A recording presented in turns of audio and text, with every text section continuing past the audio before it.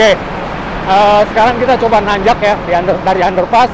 Ini masih di speed sekitar 18 km per jam. Oke, sekarang saya akan tes dengan membawa barang kurang lebih beratnya 10,6 kg.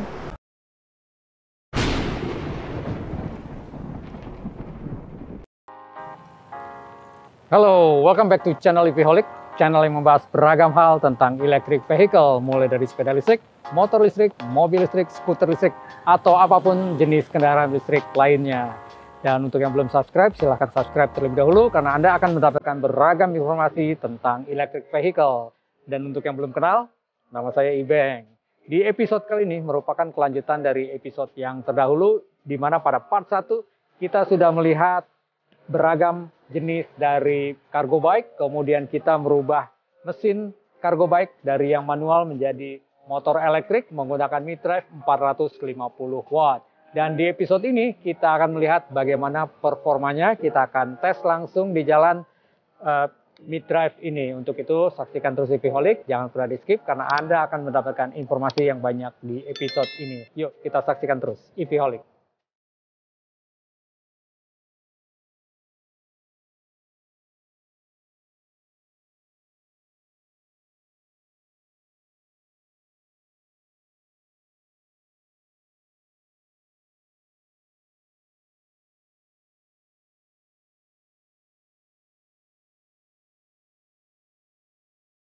Nah, sebelum kita tes sepeda ini, ada baiknya kita melihat lebih jelas dulu, lebih detail tentang spesifikasi dan juga aksesoris yang include dalam mesin mid-drive 450 watt ini. Ada LCD-nya, kemudian ada pedal assist-nya, kita akan lihat lebih jelas. Yuk, mid-drive 450 watt dari Bike & Butt ini dilengkapi dengan panel LCD ya.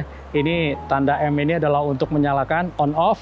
Kemudian nanti kita lihat di sini ada level speed, artinya kalau kita lihat plus, ini level speed kedua, ketiga, keempat, kelima, dan seterusnya. Bisa kita atur berapa speednya, lalu ke bawah itu adalah mengurangi speed. Kemudian juga di sini adalah menunjukkan odometer, juga trip, artinya panjang perjalanan kita selama kita menghidupkan dari si LCD-nya. Kemudian ada keterangan berapa menit atau waktunya, lalu berapa. Yang paling penting di sini adalah indikasi untuk baterai ya, barnya. Jadi kita akan melihat di sini, ini masih full. Kita akan coba nanti keliling-keliling, dia pasti akan turun 1 bar, 2 bar, dan seterusnya. Jadi ini adalah indikasi baterainya ya. Saya rasa begitu. Kita coba kembalikan lagi ke kondisi odometer. Kemudian kalau untuk off, tinggal kita klik off. Kemudian kita lihat di sini pada bagian pedal, ini ada pedal assist, ini adalah sensornya. Magnetnya berada di dalam. Ini adalah untuk membantu ketika kita pedal ke depan seperti ini, maka otomatis motor ini akan menyala. Ini yang disebut dengan pedal assist, untuk membantu goesan kita menjadi sangat-sangat ringan gitu ya. Sekarang kita lihat di sini, ini adalah speed sensor, di mana ini adalah sensornya, kemudian ini ada magnetnya.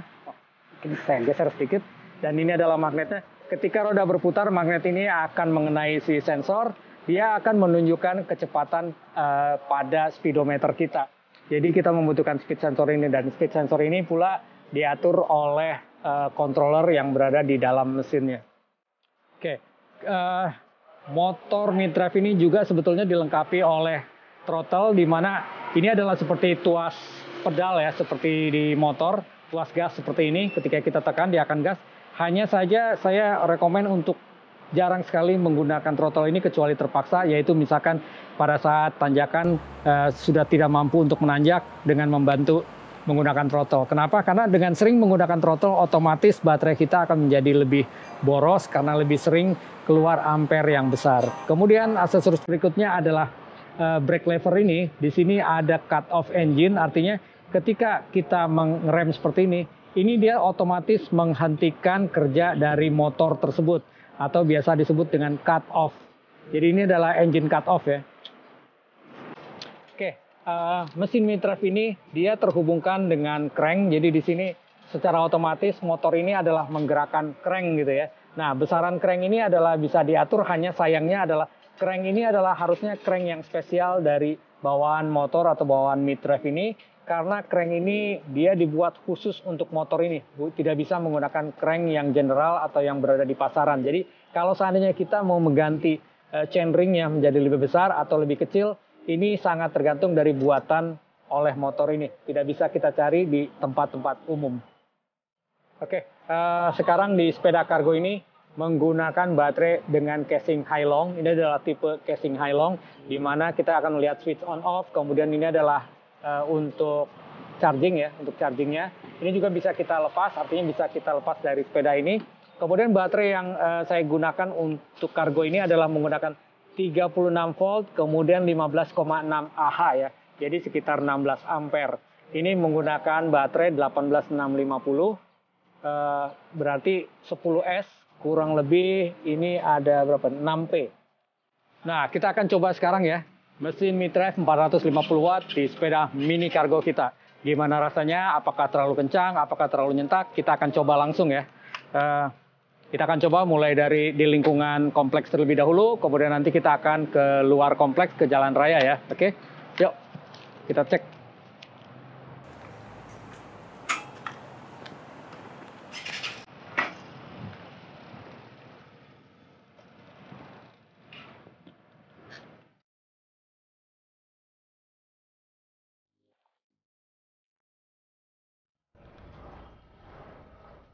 Oke, ini kita tes di level 2 ya. Speednya sekitar 19 km per jam sampai 20 km per jam. Cukup nyaman, tidak terlalu kencang, tapi ini sudah aman untuk kalau kita membawa kargo bike ya.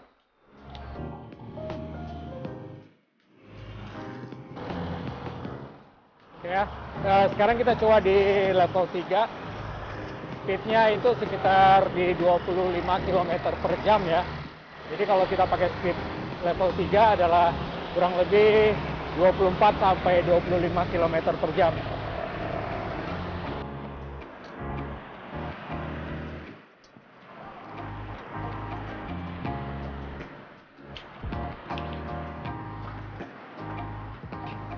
Nah, sudah kita coba ya.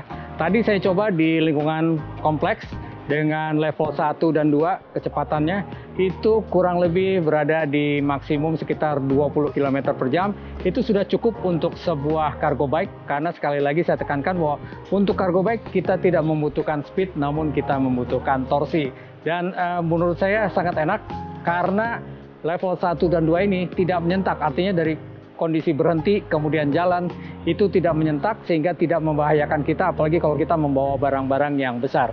Untuk itu saya katakan kalau menggunakan mesin 450 watt mid-drive ini cukup nyaman untuk sebuah cargo bike dengan tanpa membawa kargo ya. Jadi bisa digunakan sehari-hari sebagai sepeda utility untuk kegiatan sehari-hari seperti biasa. Oke, nanti kita lanjutkan lagi untuk tes sepeda kargo ini bagaimana menghadapi jalanan yang turunan kemudian kita naik. Jadi nanti kita akan mencari turunan terutama di underpass ya. Kemudian kita akan naik lagi apakah dia cukup mampu untuk menanjak tanpa beban gitu ya. Jadi harusnya bisa menanjak. Kita akan cek. Yuk kita tes ya. Oke, sekarang saya akan tes ya. Turun di underpass kemudian naik lagi ke underpass. Bagaimana kondisinya? Apakah mampu menanjak dengan smooth ya? Kemudian kita akan keluar dari kompleks untuk ke jalan raya mencari sebuah underpass ya. Yuk kita tes. Oke, sekarang kita coba mengendari di jalan raya ya. Ini masih di level 2. Kecepatan sekarang sekitar 18, 19 sampai 20 km per jam dengan level 2 ya. Cukup nyaman dan saya rasa ini aman di sekitar 20 km per jam untuk sebuah cargo bike.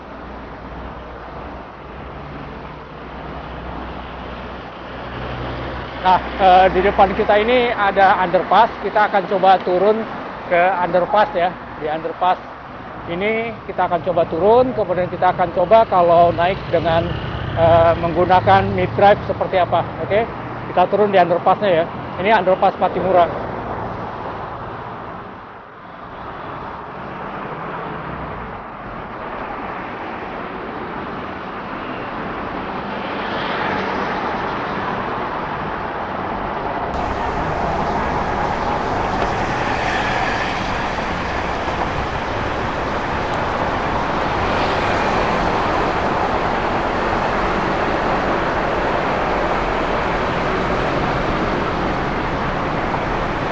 Oke, sekarang kita coba nanjak ya dari underpass. Ini masih di speed sekitar 18 km per jam sampai 20 km per jam, mungkin dari 17 sampai 20 km per jam. Cukup nyaman dan tidak terasa berat ya. Jadi kita goes dengan santai namun tetap nanjak, dan ini sangat nyaman untuk sebuah cargo bike ya. Karena yang dibutuhkan adalah torsi, bukannya speed. Oke, jadi di tanjakan no problem, tanjakan underpass.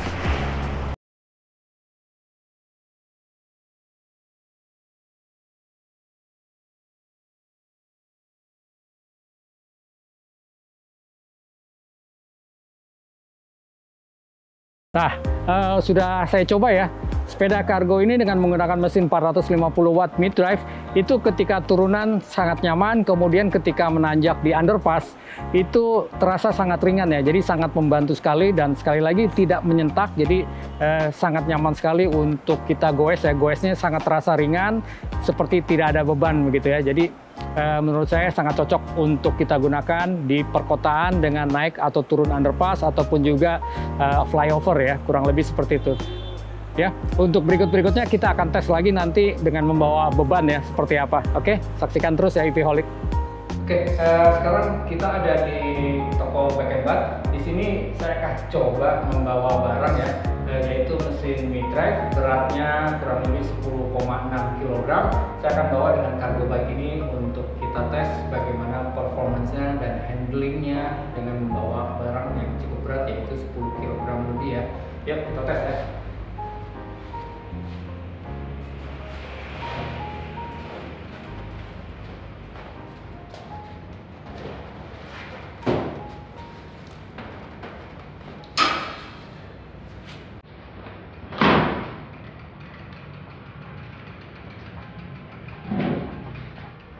Oke, sekarang saya akan tes dengan membawa barang kurang lebih beratnya 10,6 kg.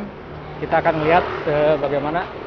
Ternyata cukup nyaman ya, begitu ini terasa sangat ringan sekali. Jadi dengan membawa barang seperti ini tidak terasa terbebani ya.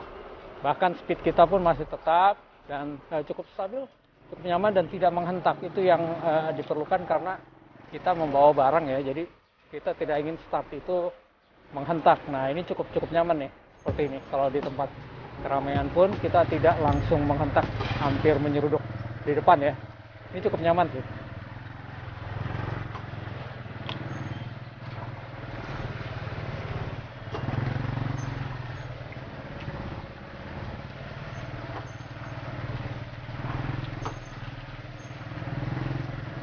Ya, dalam keadaan ramai seperti ini pun jadi begitu ya, dari berhenti ke start itu tidak nyeruduk yang ada di depan. Jadi buat saya ini sudah sangat pas lah ya, enak. Dengan level 2 kita masih tetap di sekitar speed sampai 20 km per jam.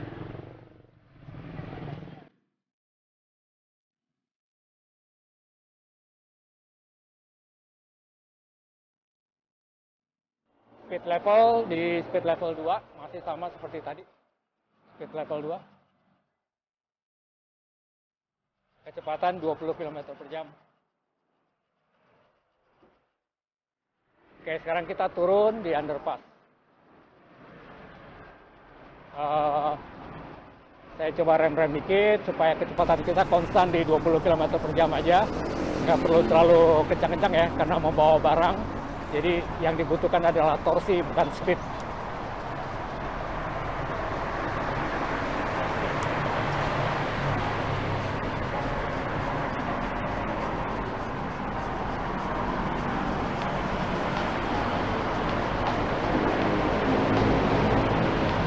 Oke, sekarang kita nanjak.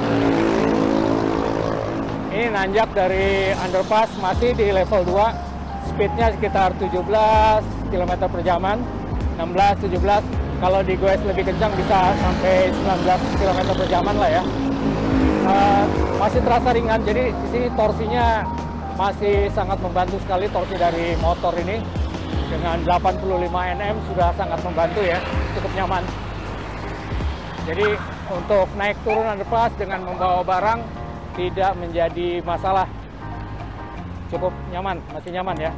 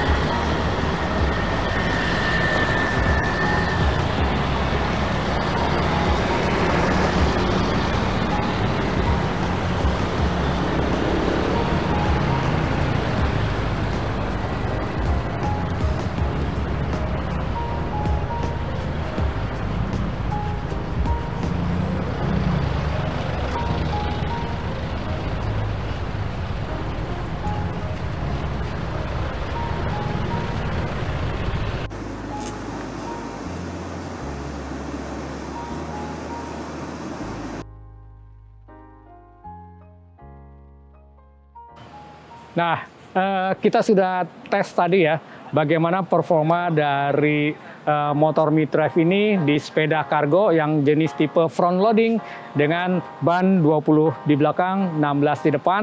Ini masuk dalam kategori mini kargo. Nah, performanya menurut saya sangat baik ya, bagus.